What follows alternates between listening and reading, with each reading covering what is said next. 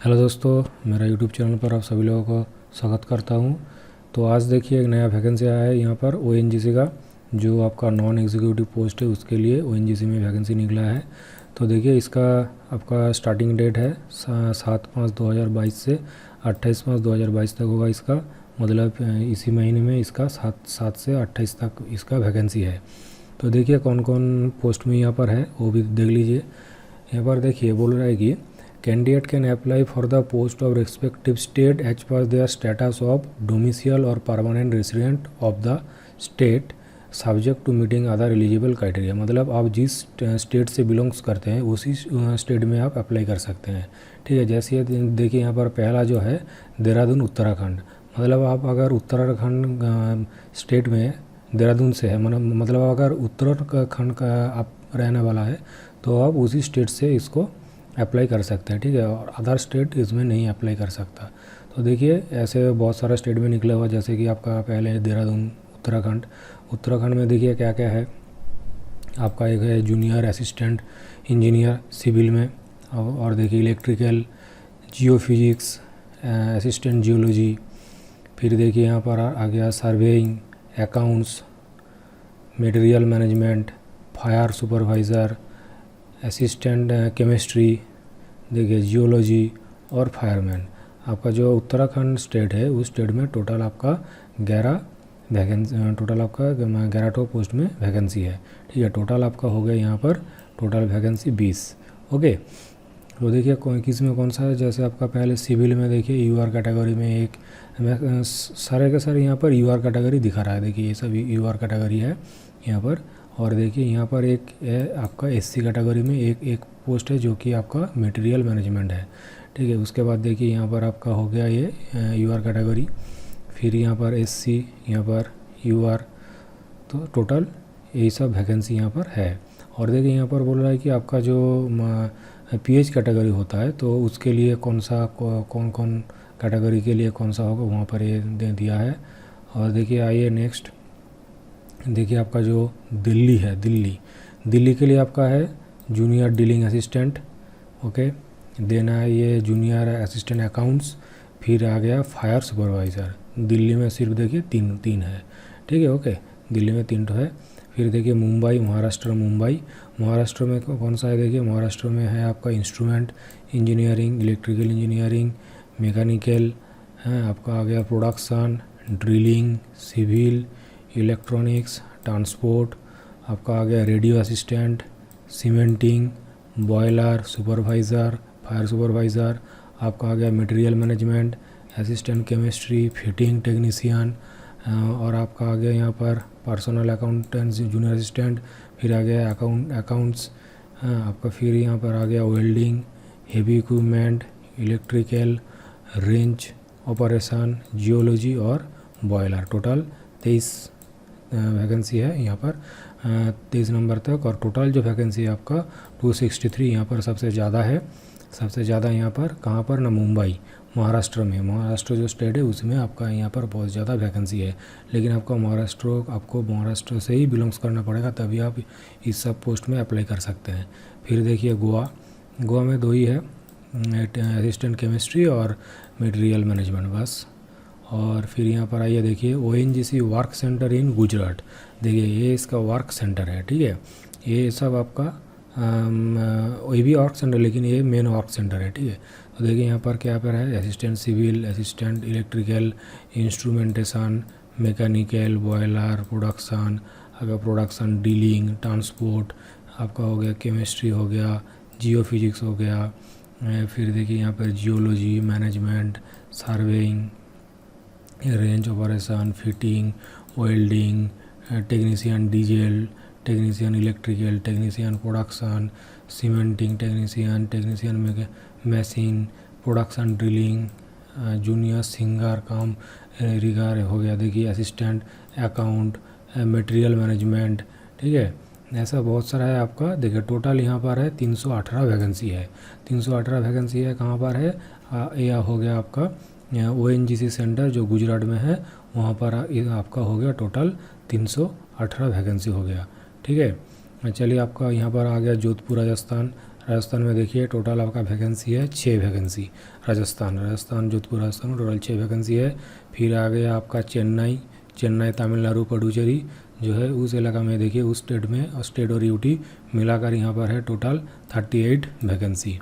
ठीक है, फिर चलिए यहाँ पर ONGC वर्क सेंटर इन आसाम, देखिए वो था गुजरात, यहाँ पर जो वर्क सेंटर आसाम में है वहाँ पर देखिए कितना है, यहाँ पर आपका टोटल आ जाइए, यहाँ पर आपका टोटल 164 है।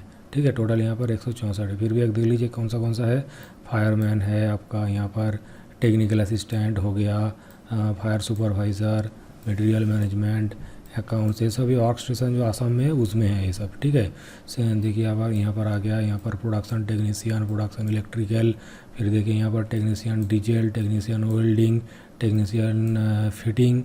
ठीक है, यहाँ पर रेंज ऑपरेशन, असिस्टेंट सर्वेइंग हो गया आपका, असिस्टेंट जियोफिजिक्स आपका, assistant transport, assistant production, assistant boiler, assistant mechanical, हाँ आपका यहाँ पर आ गया assistant electrical, assistant instrumentation, assistant civil. ठीक है, और यहाँ पर assistant geology, assistant production drilling. तो ये सभी जो पोस्ट देख रहे हैं ये सब आपका आसाम के लिए है। तो आसाम के लिए देख लीजिएगा, ये सब आसाम के लिए है और कितना है, टोटल 164 है।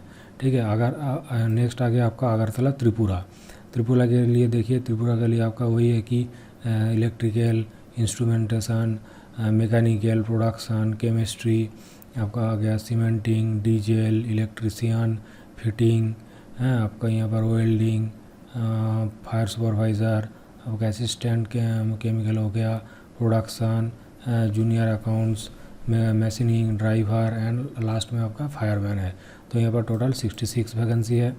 ठीक है, फिर आ गया आप यहाँ पर वेस्ट बंगाल कोलकाता पर है, कहाँ पर है इसका, वेस्ट बंगाल कोलकाता में कौन सा है, जूनियर इंजीनियरिंग, सिविल हो गया, प्रोडक्शन हो गया, इलेक्ट्रिकल, मैकेनिकल आपका, यहाँ पर ट्रांसपोर्ट, इलेक्ट्रिकल, प्रोडक्शन, वेल्डिंग। ठीक है, फिर यहाँ पर देखिए असिस्टेंट सर्विंग, टोटल 10 वैकेंसी है यहाँ पर। ठीक है, टोटल 10 वैकेंसी है। तो सभी यहाँ पर UR कैटेगरी में ही वैकेंसी है यहाँ पर। ठीक है, कलकत्ता वेस्ट बंगाल में सब UR कैटेगरी का वैकेंसी है। फिर आइए यहाँ पर बोकारो झारखंड, इसमें देखिए क्या है, असिस्टेंट प्रोडक्शन हो गया आपका, assistant material management, fire supervisor, technician electrical, assistant surveying, assistant accounts, motor vehicle driver हो गया आपका, फिटिंग, प्रोडक्शन आपका, डीजल, फायरमैन। टोटल आपका 23 वैकेंसी है बोकारो झारखंड बोकारो में आपका टोटल 23 वैकेंसी है। ठीक है, देखिए इसके बाद आपका जो यहाँ पर एब्रीविएशन दिया हुआ है कि ये जो आपको बोल रहा है कैटेगरी B, DHH, तो इस सब का मतलब क्या है, तो इसी को अब यहाँ पर डिटेल्स दिया है। ठीक है, ये देख लीजिए, जैसे कि आपका HH देखिए हार्ड हियरिंग हो गया, D मतलब हो गया जो डेप्थ होता है D, तो इसी का सब यहाँ पर एब्रीविएशन है। तो आइए यहाँ पर देख लेते हैं पे स्केल किसके लिए कौन सा पे स्केल है। जैसे अगर आपका यहाँ पर F1 है, F1 मतलब यहाँ पर आपका 29,000 से आपका 98,000 तक पे लेवल जाएगा यहाँ पर। ठीक है, देखिए जैसे कि यहाँ पर देखिए, यहाँ पर लेवल F1 मतलब लिखा हुआ, मतलब जो जूनियर इंजीनियरिंग असिस्टेंट प्रोडक्शन होगा तो उसका पे लेवल वहाँ 29,000 से 98,000 तक जाएगा। ठीक है, तो ऐसे ही A1 लेवल है, W1 लेवल है। ठीक है, तो उसके लिए इतना आपका जो A1 है उसके लिए इतना, देख लीजिए ये सब है। ठीक है, फिर देखिए यहाँ पर अलग अलग से फिर से दिया हुआ है किसके लिए कौन सा पे लेवल होगा।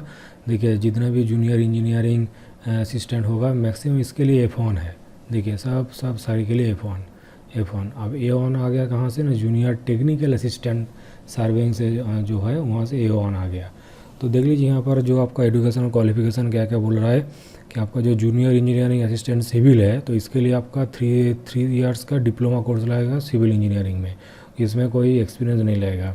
फिर देखिए इलेक्ट्रॉनिक्स जो है उसमें लिए बोल रहा है कि 3 ईयर्स डिप्लोमा इन इलेक्ट्रॉनिक्स, और आपका MSc भी चलेगा फिजिक्स विथ इलेक्ट्रॉनिक्स में। ठीक है, कोई एक्सपीरियंस नहीं है। तो यहाँ पर भी देखिए अगर आपका डिप्लोमा होगा इलेक्ट्रिकल में तो आप इसको अप्लाई कर सकते हैं। फिर देखिए यहाँ पर ये भी आपका इंस्ट्रूमेंटेशन इंजीनियरिंग है। फिर देखिए यहाँ पर मैकेनिकल इंजीनियरिंग है। सभी ये डिप्लोमा कोर्स के लिए है। अगर आप डिप्लोमा किए हैं तो इन सब पोस्ट के लिए आप एलिजिबल है। ठीक है, आप यहाँ पर आ जाइए जूनियर मेरीन रेडियो असिस्टेंट। देखिए यहाँ पर क्या बोल रहा है कि अगर आप हाई स्कूल और क्लास 10 पास करने के बाद अगर आपने क्या किया है ना, 2nd class certificate with proficiency complete, मतलब आप ये इसमें अगर ITI का कोर्स किया है तो मैंने आपका जो क्लास 10 के 10 या 12 के बाद जो ITI का कोर्स होता है, अगर आप वो कंप्लीट किए हैं तो आप इसको भर सकते हैं इस फॉर्म को। फिर देखिए यहाँ पर जो आपका डीलिंग ट्रांसपोर्ट है, इसमें भी देखिए आपका 3 साल का डिप्लोमा मांग रहा है, ठीक है, कोई इसका एक्सपीरियंस नहीं है। यहाँ पर देखिए जूनियर साइंटिस्ट जो केमिस्ट्री का है उसमें पोस्ट ग्रेजुएट डिग्री मांग रहा है, ठीक है, पोस्ट ग्रेजुएट। जो यहाँ पर ये सिर्फ डिप्लोमा था, यहाँ पर बोल रहा है post graduate degree in chemistry. फिर देखिए जियोलॉजी, वो भी है post graduate degree in geology. तो इसमें कोई भी एक्सपीरियंस नहीं मांगा है, जो सिंपल आपका ITI डिप्लोमा और अगर आपका कोई जो डिग्री है तो उसी के बेस पर आप इसको अप्लाई कर सकते हैं, ठीक है। तो ये सब देख लीजिएगा डिटेल्स में, सब अलग अलग इसका एजुकेशन क्वालिफिकेशन सब यहाँ पर दिया है। देखिए फायरमैन है, आपका प्रोडक्शन हो गया, जूनियर टेक्नीशियन, देखिए जियोलॉजी जो यहाँ पर है, देखिए यहाँ पर भी एक जियोलॉजी है, जूनियर साइंटिफिक असिस्टेंट जियोलॉजी, ठीक है। इसके लिए बोल रहा है post graduate degree in geology, लेकिन जो जूनियर टेक्निकल असिस्टेंट है, टेक्निकल, ये था साइंटिफिक असिस्टेंट, यहाँ पर है टेक्निकल असिस्टेंट। टेक्निकल असिस्टेंट के लिए सिर्फ BSc होगा, BSc मतलब ग्रेजुएट। और अगर आपको साइंटिफिक असिस्टेंट बनना है तो आपको पोस्ट ग्रेजुएट लगेगा, ठीक है। तो देखिए यहाँ पर सबका दिया हुआ है अलग अलग से। जैसे कि आपका जूनियर असिस्टेंट ऑफिशियल लैंग्वेज हो गया, तो बोल रहे कि ग्रेजुएट इन हिंदी में ग्रेजुएट होना है, ठीक है। फिर देखिए यहाँ पर आपका जूनियर असिस्टेंट अकाउंट्स हो गया, बीकॉम लगेगा, ठीक है। जो सिंपल आपका कोई एक्सपीरियंस नहीं है, सिर्फ आपका डिग्री लगेगा और उसी डिग्री के बेस पर आप इसको अप्लाई कर सकते हैं। बहुत ही सीधा सा है, कोई दिक्कत नहीं है इसमें।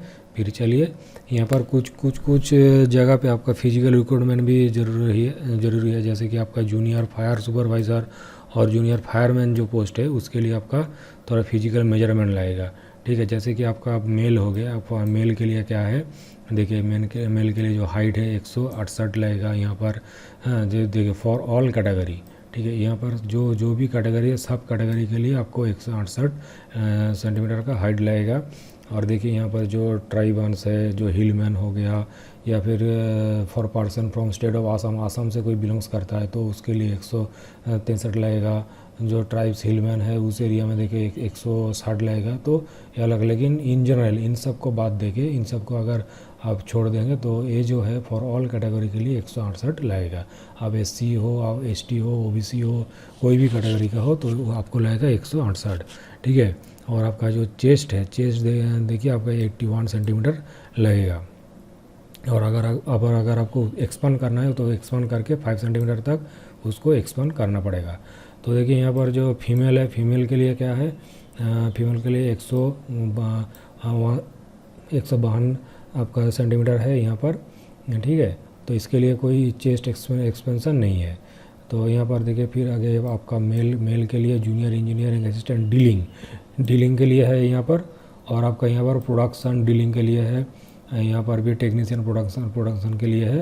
तो इन सब के लिए आपको फिजिकल रिक्रूटमेंट लगेगा यहाँ पर, और अदरवाइज किसी के लिए नहीं लगेगा। और यहाँ पर एक देख लीजिए जूनियर इंजीनियरिंग जो डीलिंग है इसके लिए ग्लास विजन लगेगा, मैंने आपका जो आँखों का जो दृष्टि है उसको तो देखा जाएगा 6x6 विदाउट ग्लास इसको लगेगा, ठीक है। नेक्स्ट देखिए यहाँ पर जो आपका यहाँ पर एक फिजिकल एफिशिएंसी टेस्ट भी होगा, ठीक है। वो तो ऊपर वाला था फिजिकल मेजरमेंट टेस्ट, ठीक है। ये तो था आपका फिजिकल मेजरमेंट टेस्ट, आपका मेजरमेंट हो गया, उसके बाद होगा फिजिकल एफिशिएंसी टेस्ट।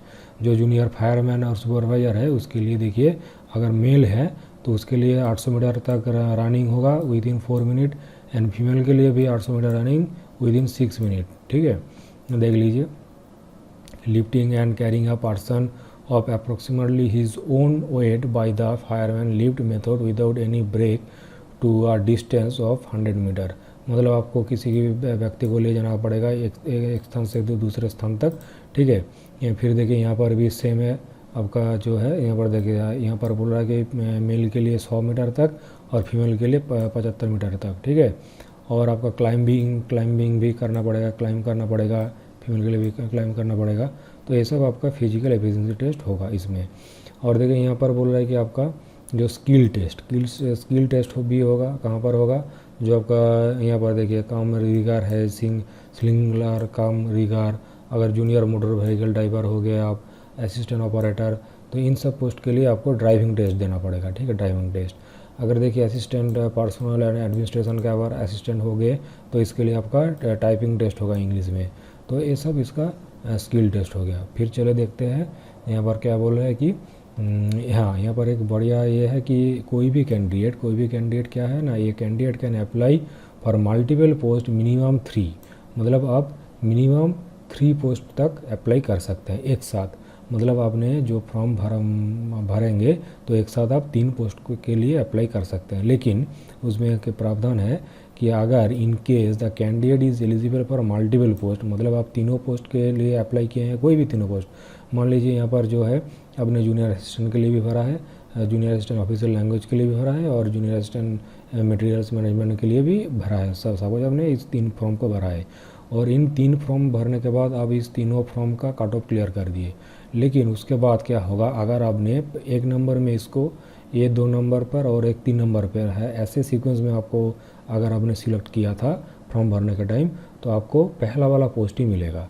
ठीक है, तो यही बोल रहा है यहाँ पर, देखिए कि बोला in case the candidate is eligible for multiple post the candidate will have to give his choice of post in order of preference. समझ में, ऑर्डर ऑफ प्रेफरेंस जो भी देंगे आप उसी हिसाब से आपका चॉइस होगा। No change in the order of preference will be considered later, मतलब आप बाद में इस ऑर्डर को चेंज नहीं कर सकते। फॉर्म फिलअप के बाद अगर आप 1 2 3 ऐसे फॉर्म फिलअप किए थे तो आपको इसी में मिलेगा। ठीक है, अगर आप सोचिए कि पहले आपने इसको 1 नंबर दिया, इसको अगर 2 दिया और इसको 3 दिया, तो आपने इसको 1 दिया तो आपका सिलेक्शन इसी पोस्ट में होगा। ठीक है, यही बोल रहा है यहाँ पर। तो ये सब है। और लास्ट में यहाँ पर जो डिपार्टमेंटल कैंडिडेट है उसके लिए भी कोई कुछ छूट दिया गया है। ठीक है, और देखिए यहाँ पर sorry, candidate must process the essential prescribe qualification on before the last date of online application, मतलब अगर आपका जो ऑनलाइन एप्लीकेशन का जो लास्ट डेट है उसके पहले आपको जो भी क्वालिफिकेशन है उसको कंप्लीट करना पड़ेगा। ठीक है, तो आपका अगर फाइनल ईयर आप दे रहे हैं तो फाइनल ईयर का मार्कशीट इसके पहले आ जाना चाहिए। ठीक है, फिर चलिए यहाँ पर देख लीजिए, यहाँ पर नहीं, यहाँ पर कुछ नहीं है। और हाँ, यहाँ पर देखिए जो एज क्राइटेरिया है, एज क्राइटेरिया क्या बोल रहा है, देखिए यहाँ पर जो आपका F1 and A1 level post है, जो आपका F1 एंड A1 लेवल का जो पे लेवल का जो पोस्ट है, देखिए यहाँ पर क्या बोल रहा है कि अदर देन डीलिंग, तो जो डीलिंग, सीमेंटिंग, प्रोडक्शन डीलिंग है, इस 3 पोस्ट को छोड़ के यहाँ पर मिनिमम एज होगा 18 से 30 साल, जनरल के लिए, OBC के लिए 33 साल और SC/ST के लिए 35 साल होगा। ठीक है, और देखिए यहाँ पर छोड़ दिए थे इन 3 पोस्ट को, इस 3 पोस्ट के लिए क्या होगा, जब होगा देखिए यहाँ पर बोल रहा है for dealing, cementing and production dealing, जो यहाँ पर छोड़ दिया था 3 पोस्ट को, तो बोल रहा है कि इसी 3 पोस्ट के लिए क्या होगा ना, 18 से 28 साल, 18 से 31 साल और 18 से 33 साल। ठीक है, और देखिए यहाँ पर जो W1 पे लेवल का पोस्ट है उसके लिए 27 ईयर्स मैक्सिमम UR कैटेगरी के लिए, OBC के लिए 30 साल, SC/ST के लिए 32 साल। और देखिए for the post of junior assistant operator heavy equipment, इसके लिए 35 साल, जनरल के लिए, OBC के लिए 38 ईयर्स एंड SC/ST के लिए 40 ईयर्स। ठीक है, और जो यहाँ पर PWD कैंडिडेट है तो उसके लिए देखिए shall be relaxed by 10 years, मतलब उसका 10 ईयर्स उसको मिलेगा एक्स्ट्रा। ठीक है, तो यहाँ पर हो गया ये सब एज क्राइटेरिया हो गया। फिर देखिए आपका यहाँ पर हाँ, जो भी आपका कास्ट सर्टिफिकेट है, जो भी सर्टिफिकेट है उसको आपको प्रोड्यूस करना पड़ेगा। देखिए जो भी आपका PW का सर्टिफिकेट हो गया, EWS का सर्टिफिकेट हो गया, आपका जो परमानेंट रेसिडेंट सर्टिफिकेट है वो भी आपको देना पड़ेगा। यहाँ पर कास्ट सर्टिफिकेट हो गया, जो भी सर्टिफिकेट आप दिखा रहे हैं, क्योंकि ये आपका खुद का स्टेट के लिए अप्लाई कर सकते हैं, ओनली आप जो स्टेट से बिलोंग्स करते हैं उसी स्टेट में आप अप्लाई कर सकते हैं, इसीलिए आपका रेसिडेंट सर्टिफिकेट भी लगेगा। ठीक है, तो देखिए यहाँ पर हाउ टू अप्लाई, कैसे अप्लाई करेंगे उसका फुल डिटेल्स है।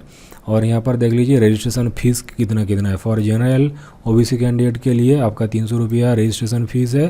ठीक है, रजिस्ट्रेशन फ़ीस 300 रुपया लगेगा। The bank transaction charges if any will be borne by the candidate, registration fee is non refundable, जो आपका 300 रुपये है ये नॉन रिफंडेबल है। और अदर्स अगर बैंक में जाएंगे तो बैंक का कोई इससे एक प्रोसेसिंग फ़ीस कटता है तो एक्स्ट्रा लगेगा। ठीक है, तो देख लीजिए यहाँ पर। और आपका जो SC/ST and PWD ex serviceman can है तो उसके लिए आपका रजिस्ट्रेशन फ्री नहीं लगेगा और एग्जाम्प्ट फ्रॉम रजिस्ट्रेशन फ़ी। तो देखिए ये general OBC and EWS candidate के लिए 300 रुपये है, और इसको छोड़ के जो भी कैटेगरी है उसके लिए कोई भी फीस नहीं लगेगा। ठीक है, और आपका ये सब देखिए यहाँ पर जो आपका एग्ज़ाम होगा, हाँ एग्ज़ाम देखिए सिलेक्शन प्रोसेस यहाँ पर देखिए आपका कंप्यूटर बेस्ड सीबीडी होगा। देखिए आपका यहाँ पर एक कंप्यूटर बेस्ड सीबीडी होगा, उसके बाद फॉलोड बाय सीबीडी एक्ट हो गया। उसके बाद आपका जो भी टेस्ट है कि किसी का फिजिकल टेस्ट है, किसी का स्किल टेस्ट है, जो भी जिसका जो टेस्ट है वो उसके बाद होगा। वो हो जाने के बाद फिर आपको फाइनल सिलेक्शन दिया जाएगा। तो देखिए यहाँ पर जो एग्ज़ाम सेंटर है, तो कौन सा एग्ज़ाम सेंटर है देख लीजिए। देहरादून में जो सेट वो होगा वो देखिए बोल रहा है कि with in the state of Uttarakhand के अंदर ही आपका एग्ज़ाम सेंटर होगा, मतलब उसी स्टेट के अंदर, ठीक है। जिसका जो स्टेट है देखिए, जो यहाँ पर बोल रहा है कि साउथर्न सेक्टर चेन्नई का कराईकल, तो इसमें क्या बोल रहा है कि ये तमिलनाडु एंड पुडुचेरी में होगा, इसके अंदर होगा। देखिए जो कलकत्ता के जो वैकेंसी है तो वो कहाँ पर होगा, वेस्ट बंगाल में ही होगा, उसी स्टेट में होगा। तो यही सब बोल रहा है कि, और इसका जो आपका जो लैंग्वेज, जो पेपर का जो लैंग्वेज है वो आपका स्टेट बेसिस में वेरी करेगा। जैसे देखिए यहाँ पर वेस्ट बंगाल है तो इसके लिए इंग्लिश भी है, हिंदी भी और बांग्ला भी है। देखिए यहाँ पर आपको बोला है महाराष्ट्र स्टेट, तो इसके लिए इंग्लिश, हिंदी और मराठी, समझ में आया। जो लोकल लैंग्वेज है उसको भी यहाँ पर प्रेफरेंस दिया जा रहा है, ठीक है। तो आपका लास्ट डेट यहाँ पर 28/5/2022 तक ही है, इसका लास्ट डेट देख लीजिएगा। और आपका यहाँ पर जो पेपर होगा, तो यहाँ पर देखिए फॉर्मेट ऑफ सीबीडी बोल रहा है, यहाँ पर बोल रहा है there will be no negative marking in CBD. बहुत बड़ा चांस है आप लोगों के लिए, सीबीडी में कोई भी नेगेटिव मार्किंग नहीं होगा। आपको दो घंटा मिलेगा इसके लिए, 100 नंबर का होगा। देखिए टोटल 100 नंबर का एग्ज़ाम है, 2 घंटा मिलेगा और इसके लिए कोई नेगेटिव मार्किंग भी नहीं है।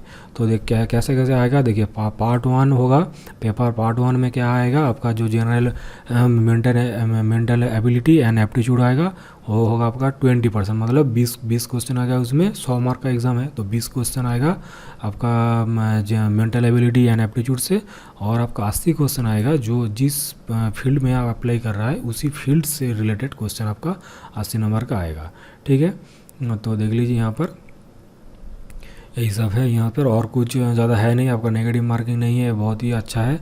आप कितना भी अटेंड कर सकते हैं, जो भी आपको लगे अटेंड करके आइए, बेहतरीन तरीके से पढ़िए। और यहाँ पर यही तक था, और कुछ ज़्यादा है नहीं, यहीं पर ख़त्म हो गया, ठीक है। बस यही 2 क्राइटेरिया था यहाँ पर, और ज़्यादा कुछ नहीं। 100 नंबर का एग्ज़ाम सीबीडी टेस्ट, इसके बाद आपका जो स्किल टेस्ट है, स्किल टेस्ट हो गया। उसके बाद आपका पेपर डॉक्यूमेंट वेरिफिकेशन, फिर फाइनल सिलेक्शन हो गया, ठीक है। तो चलिए धन्यवाद, आज यहीं तक था। कल फिर नया कोई वीडियो के साथ आऊँगा। चलिए टाटा, बाय बाय।